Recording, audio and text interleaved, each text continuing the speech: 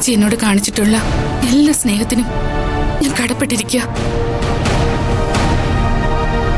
ഞാൻ അങ്ങനെയാ. ഞാൻ അന്നും ഇന്നും പ്രാക്ടിക്കൽ ലൈഫെ ചിന്തിച്ചിട്ടുള്ളൂ.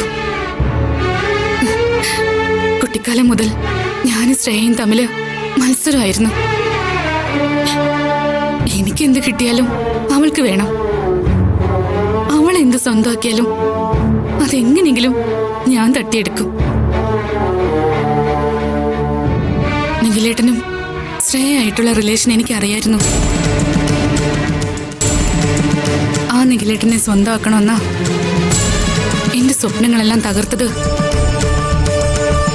നിഖിലേട്ടന്റെ മനഃശുദ്ധി കൊണ്ടാ.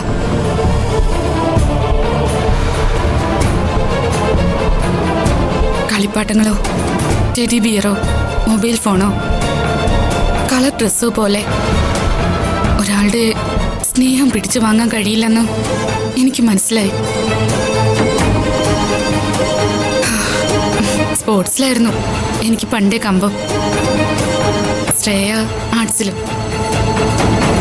അവള് നന്നായി നൃത്തം ചെയ്യും. പക്ഷേ ഞാൻ നല്ല അത്ലറ്റായിരുന്നു.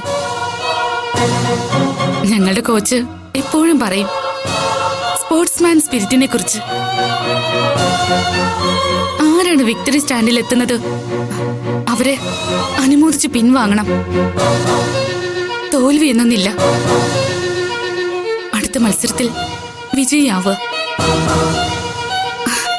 അറ്റ്ലീസ്റ്റ് ഒരു റണ്ണറപ്പെങ്കിലും.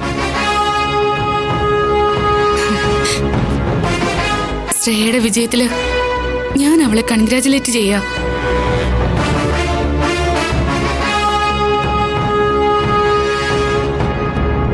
പിന്നെ ഒരു കാര്യം കൂടി ദർശനേച്ചി, എന്റെ അമ്മ ഈ വീട്ടിലെ എല്ലാവരും വേലക്കാരിയായിട്ടാ കാണുന്നേ.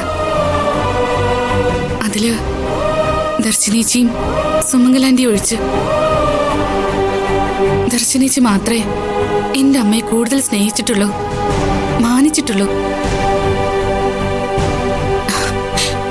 എന്റെ ഈ തീരുമാനം അമ്മയെ തളർത്തും. ചേച്ചി എന്നും എന്റെ അമ്മയ്ക്കൊരു താങ്ങായിട്ടുണ്ടാവണം. ആ പ്രതീക്ഷയിലാ ഞാൻ മടങ്ങുന്നത്. ഒട്ടും നിരാശയോടൊന്നുമല്ല. ഞാൻ നല്ല കുട്ടിയായിട്ടാവും തിരിച്ചു വരിക. നിഖിലേട്ടന്റെ ഫസ്റ്റ് നൈറ്റ് എന്ന കള്ളക്കളിയാ എനിക്ക് സമ്മാനിച്ച ചേഞ്ച് ഓവർ.